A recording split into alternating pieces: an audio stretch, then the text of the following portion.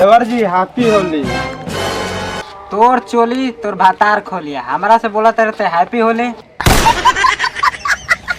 Bag खेल मजाक करतनी।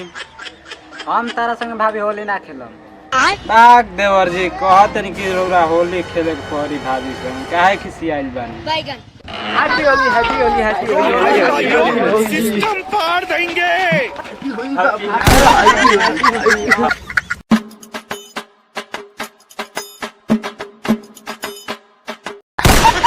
काहे रुसल बानी खेली होली। तोर भौजिया तन दुल्हा से कहत रे होली खेले खेल होली कह दिन के होली ना खेलम त ना खेलम। बैगन हमार हाथ उठ जी तो सोच ले का होई। हमार हाथ उठ जाई नु तो भौजी के साया में डूब जाई। बैगन अरे साला भौजी के उल्टे सीधे का बोलते रे। हैप्पी होली फाड़ दम चोली आ मार दम गोली केहू ना बोल। हम ना खेलम रे साला बरियारी खेलाव तरह से होली। अबे साले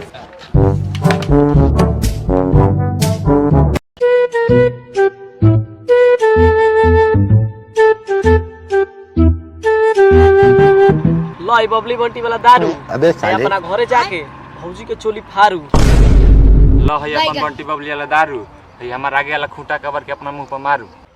अबे साले लो है अपन दारू हम जाता नहीं घरे बुलावती हमार मेहरारू आय ऐसे बैठ के अपन झटका बारू। बैगन